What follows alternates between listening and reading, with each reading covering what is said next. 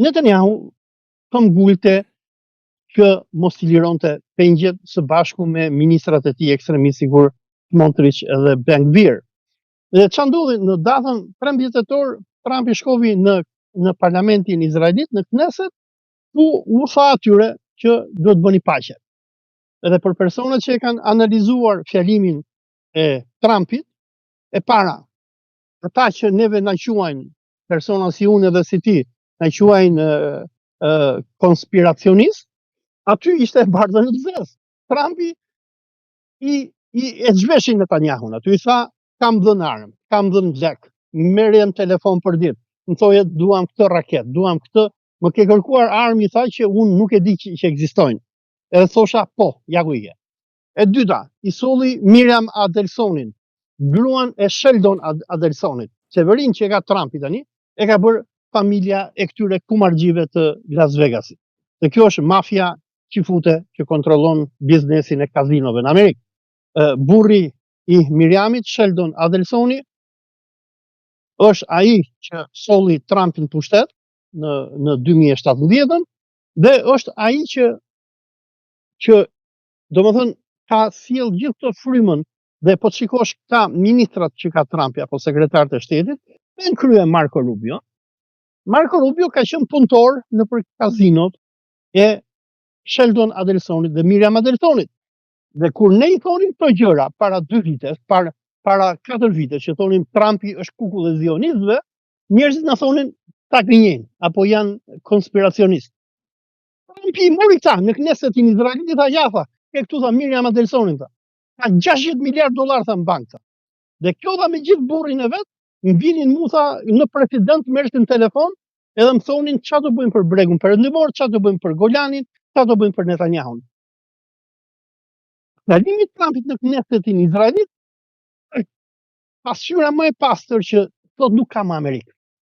Domethënë edhe vetë presidenti Trump është i punësuar i lobit izraelit.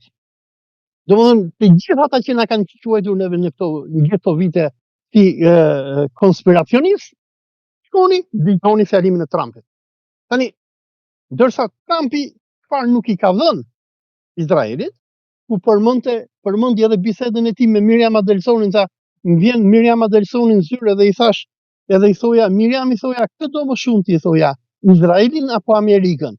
Dhe thoshte, ajo nuk më përgjigjet, po unë besoj që ajo do Izraelin. Domethënë, ai i ekspozoi të gjitha agjentët izraelit që kontrollojnë Senatin dhe Kongresin Amerikan, që kanë sjellë Trumpin në pushtet, biles e sa hapur troç që njerëz si Miriam Adelsoni nuk i shërbejnë Amerikës, edhe pse janë qytetarë amerikanë, po të shërbejnë ty, i tha Netanyahu.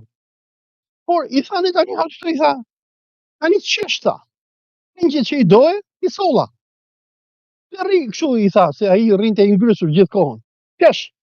Dhe i tha, është për të mirën tënde që ne të vendosim paqe. Dhe në shkëmbim, çfarë ofroi Trumpi Izraelit? E para, është timi i gjithë pengjeve që mori Hamasi, 2, vendosjen e Gazës në një pushtim ndërkombëtar, i cili mund të udhëhiqet nga Egjipti apo Emiratet Arabe, në udhëheqjen e kriminalit të luftës, ish kryeministit britanik dhe tokut e Ramës Tony Blair. Treta, këputjen e palestinezëve nga Irani. 4, në fjalimin që pati si Trumpi, si Netanyahu në Knesset, ata përmendën fitoret që ka patur Izraeli në këto 2 vite luftë. E para, shkatrimi i Sirisë, sjellja e Al-Qaidës me Abu Muhammad al-Gjulanin si diktator dhe rrëzimi i Asadit, ku Siria, që ishte vendi i fundit arab, i cili rezistonte dhe nuk pranonte që të bënte paqe me Izraelin dhe mbështeste palestinezët, u shkatërrua, sigur u shkatërrua edhe Libia, edhe Iraku më herët. Hizbullahi u shkatërrua, Hamasi u shkatërrua, sigur ka thënë edhe ministri i jashtëm i Rusisë Sergej Lavrov, ndoshta rreth 600.000 palestinezë janë vrarë. Se kjo është shifra që ne dëgjojmë për 70.000 të vdekur, është vetëm ato që janë dokumentuar, por kemi me qindra e me mira që janë në rrënojat e pallateve që ka shkatruar Izraeli. Dhe domethënë Trumpi u mundua që të imponoj Netanyahu që të bëj paqe dhe në shkëmbim i tha gjithë armiqtë tu i shkatruan dhe i premtoi që unë do të vazhdoj procesin e akordeve abrahamike. Çfarë janë akordet abrahamike? Akordet abrahamike janë dorëzimi i gjithë vendeve muslimane ndaj Izraelit, rrishtimi i këtyre vendeve muslimane kundër Palestinës dhe vdekje Palestinës. Në fjalimin që mbajti Netanyahu, i përmendi Trumpit që kemi akoma Iranin. Dhe unë nuk e di se çfarë do ndodhi, presidenti Trump në fjalimin e tij i tha i kemi ofruar iranianëve paqe dhe që ti bashkohen edhe ata akordeve abrahamike, por do ta shohim.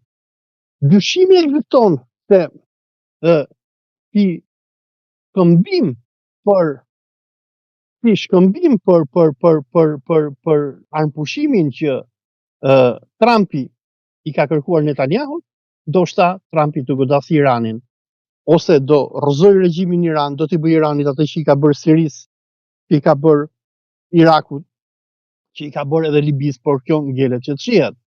Dhe pasi mbaroi këtë fjalim, prej 1 orë e 20 minuta, nëse s'jam gabim, në Knesetin Izraelit, Trumpi shkoi në Sharm el Sheikh në Kairo, ku aty ishin gjithë ta udhëheqësit e këtyre vendeve muslimane, vetëm Edi Rama nuk ishte, se Edi Rama, edhe pse ne në Shqipëri jemi vend me shumicë muslimane, pretendon që jemi vend me shumicë kaurësh, biles as ky katunari i Kavajës, Baromi, nuk e kishte lejuar as Baromi në shkret që t'ikte në Sharm el Sheikh.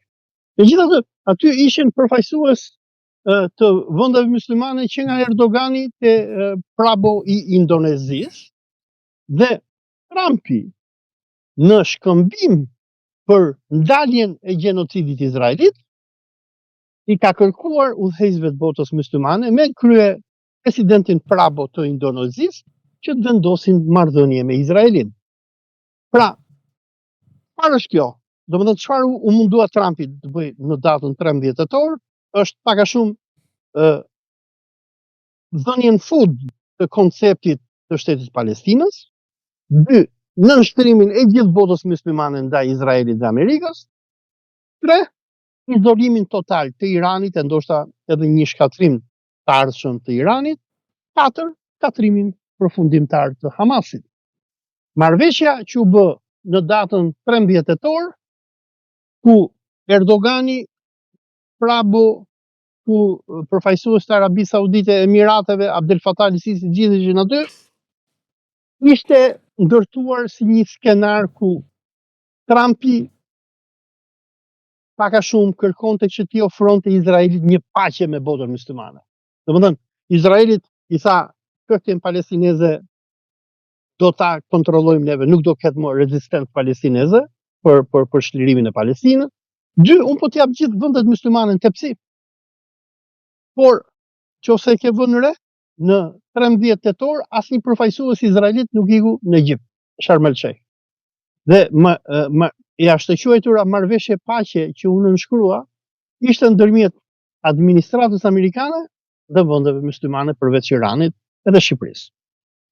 Por ç'a ndodhi është që ndërsa Hamasi i liroi gjitha pengjet, Izraeli nuk i liroi të burgosurit politik që Hamasi kishte kërkuar, por liroi disa që nuk kishin shumë rëndësi, lejoi që të futen disa kamione me ushqime në Gaza, ndërsa çfarë po ndodh tani është se tani që njerëzit po kthehen nëpër shtëpitë e tyre që s'kan më shtëpi, por nëpër gërmadat e tyre, Hamasi, sigur e përmendët edhe ju, po ekzekuton, paktën këtë tregojnë mediat, kolaboracionistët